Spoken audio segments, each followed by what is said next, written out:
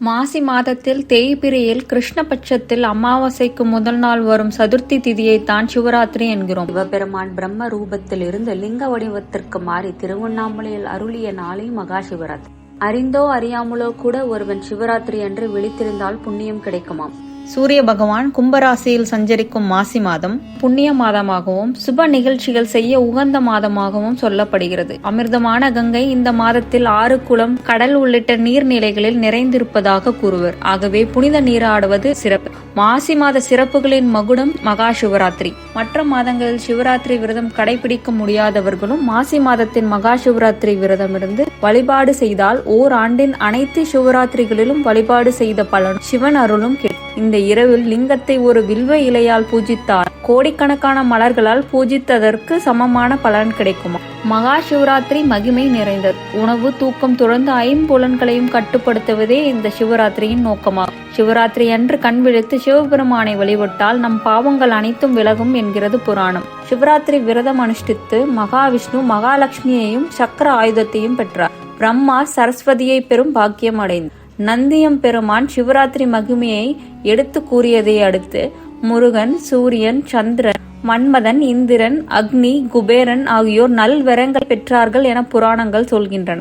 புலி, சிலந்தி, யானை, குரங்கு போன்றவை கூட சிவபூஜையால் மோட்சம் அடைந்ததாக கூறப்படுகிறது.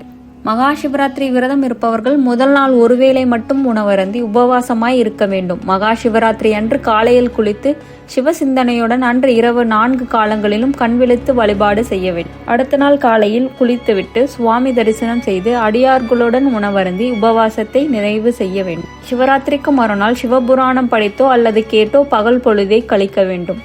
சிவராத்திரியில் கண் விழிக்க என்ன காரணம்?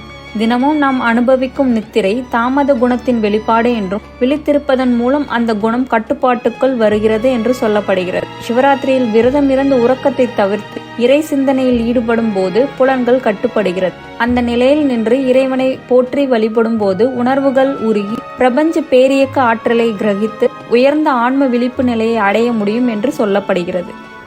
மகா சிவராத்திரி அன்று 4 கால பூஜை செய்வர். 4 கால பூஜைக்கு முன்பாக நடராஜரையும் பிரதோஷ நாயகரான நந்தி பெருமானையும் வழிபட வேண்டும். முதல் கால பூஜை நேரம் மாலை 6:30 முதல் ஸ்ரீ சோமேஸ்வர கந்தராக இறைவன் இல்லறத்தானாக உமையாளுடன் காட்சியளிப்பார். 2ஆம் கால பூஜை இரவு 9:30க்கு மேல் கல்வி செல்வம் அருளும் தட்சிணாமூர்த்தி திருக்கோலத்தில் இருப்பார். 3ஆம் கால பூஜை நேரம் இரவு 12 மணிக்கு மேல் ஸ்ரீ லிங்கோத்பராக காட்சியளித்து சகல செல்வங்களும் அளிப்பார். 4ஆம் கால பூஜை நேரம் அதிகாலை 4 மணிக்கு மேல் சிவபெருமான் திருக்கோலங்களில் உன்னத வடிவான திகழ் ரிஷபாரூட மூர்த்தியாக எழுந்தருளி வேண்டும் சௌபாகியம் கிடைக்க செய்வார். சிவராத்திரி தோன்றியதற்கு பல்வேறு கதைகள் உள்ளன. ஒருமுறை பார்வதி தேவி ஈசனின் கண்களை விளையாட்டாக மூடினார். இதனால் 7 உலகங்களும் இருளில் மூழ்கி பிரளயம் பிடித்தது. உலக உயிர்கள் தவித்தன. இதையடுத்து உலக உயிர்களை காக்க பார்வதி அந்த இரவில் 4 கால பூஜையோடு ஈசனை வழிபட்டார். உலகம் ஒளி பெற்றது. பார்வதியை பூஜித்ததை நினைவு கூறும் தினம்தான் சிவராத்திரி. தேவர்களும் அசுரர்களும் இணைந்து அமிர்தம் பெறுவதற்காக திருப்பார்கடலை கடைந்தனர். அப்போது கடலில் இருந்து ஆழகால விஷம் வெளிப்பட்டது. அது உலக உயிர்களை அழிக்கும் முன்பாக ஈசன் அந்த விஷத்தை அருந்தினார். விஷம் அன்னையின் கைப்பட்டு ஈசனின் கழுத்து பகுதியில் அப்படி நின்றது. ஈசன் திருநீலகண்டன் ஆனார். அவரது உடலில் இருக்கும் விஷத்தின் உஷ்ணத்தை குறைக்க தேவர்கள், ரிஷிகள், அசுரர்கள் சிவனை நினைத்து 4 கால பூஜை செய்து வழிபட்ட தினம்தான் சிவராத்திரி. உயிர்களை படைப்பதால் பிரம்மாவும் உயிர்களை காப்பதனால் தானே பெரியவன் என்று விஷ்ணுவும் வாதித்துக் கொண்டனர். வாதம் ஒரு முடிவுக்கு வராததால் சிவன் அவர்கள் முன் ஆகாயத்திற்கும் உயர்ந்து ஒரு அக்னி பிளம்பாக தோன்றினார். எவர் முதலாவதாக தனது அடியையோ முடியையோ காண்கின்றனோ அவரே பெரியவர் என்று கூறுகிறார். உடனே விஷ்ணு ஒரு வராக உருவம் எடுத்து முடியை காணவும் பிரம்மன் ஒரு அன்ன வடிவம் எடுத்து மேலே பறந்து சென்றார். சிறிது காலம் சென்ற பின் சிவனின் திருவடி வளர்ந்து கொண்டே சென்றதால் முயற்சியை கைவிட்டு விஷ்ணு சிவனை தொழுது நின்றார். மேலே பறந்து சென்ற பிரம்மாவோ பொய்யாக சிவமுடியை பார்த்தேன் என்று சொல்ல மேலிருந்து விழுந்து கொண்டிருந்த தாளம்பூவும் பொய் சாட்சி கூறியது. கோபம் அடைந்த சிவன் பிரம்மாவுக்கு ஆலயம் இல்லாது போகவும் தாளம்பூ பூஜைக்கு உகந்ததல்ல என்று சபித்தார். சிவபெருமானை முழுமுதற் கடவுள் என்பதை உணர்ந்தனர்.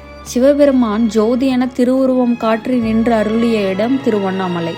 சிவபெருமான் பிரம்ம ரூபத்தில் இருந்து லிங்க வடிவத்திற்கு மாறி திருவண்ணாமலையில் அருளிய நாளை மகா சிவராத்திரி. சிவபுராணத்தின்படி சிவன் பார்வதி தேவியை திருமணம் செய்து கொண்ட நாளும் இதுவே.